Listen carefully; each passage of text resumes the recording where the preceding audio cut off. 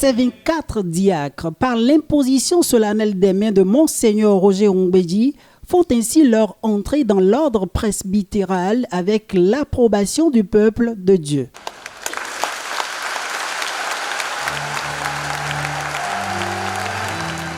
Cette dernière étape, symbolique de leur ordination, fait suite à l'homélie de l'archevêque métropolitain de Cotonou, homélie au cours de laquelle il a rendu grâce à Dieu pour le don de vocation de ses prêtres diocésains. Aussi, a-t-il insisté sur la noblesse du service divin qui doit les habiter et les défis qu'ils devront relever dans l'exercice de leur vocation sacerdotale pour ramener les cœurs à Dieu. La lettre de Saint Pierre et l'évangile de Jésus selon Saint Matthieu ont inspiré l'exhortation du prêcheur.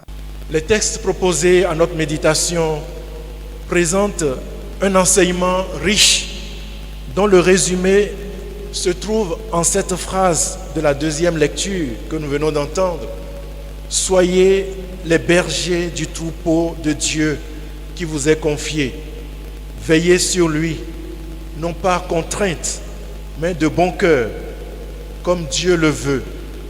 Non pas une misérable cupidité, mais par dévouement, sans commander en maître à ceux dont vous avez reçu la charge, mais en devenant les modèles du troupeau. Devant le peuple de Dieu et l'archevêque, les diacres d'hier, ordonnés prêtres, ont prêté serment et déclaré leur ferme conviction de recevoir la charge presbytérale, laquelle charge les investit de la mission pastorale dont Monseigneur Ongbedji a fait mention dans son homélie. Il est à notre service comme un envoyé du Christ et nous ne pouvons qu'admirer sa présence et prier pour que sa mission s'accomplisse parfaitement.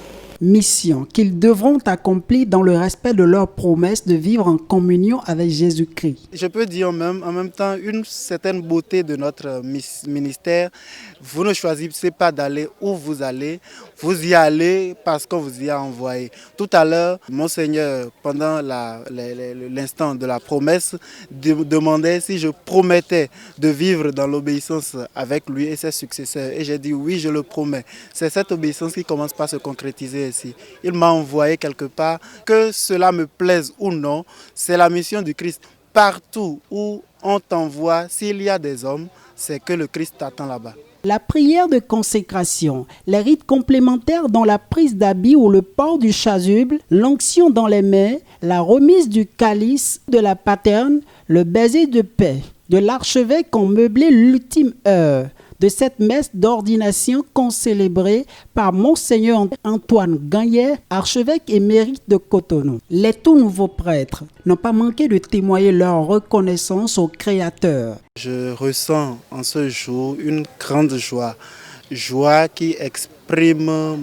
toute ma reconnaissance à l'égard du Seigneur parce que je ressens dans cette ordination l'action de sa miséricorde. Je ne mesure pas forcément la grandeur de ce que je vis et de ce que j'ai reçu, mais je dois avouer que le chemin a été long et parsemé d'embûches et de beaucoup de difficultés, mais ce fut un chemin passionnant. Comme l'évêque le disait tout à l'heure, il ne s'agit pas d'un terminus ad quem, mais c'est plutôt un terminus a quo. Et ce qui veut dire que le chemin commence aujourd'hui encore. Une action de grâce que d'avoir 24 prêtres à la fois. Et une action de grâce aussi d'avoir 2 enfants de la même mère devenir prêtres. La portée, c'est un service divin. On devient missionnaire de Dieu, un envoyé de Dieu, seulement un envoyé de Dieu. Mais le Dieu lui-même incarne le prêtre pendant la cérémonie, surtout pendant le sacrifice, l'Eucharistie. C'est le Dieu lui-même qui agit en la personne du prêtre. Après cette messe d'ordination, ces nouveaux porte-parole de Jésus-Christ peuvent désormais accomplir tous les actes solennels d'une célébration eucharistique.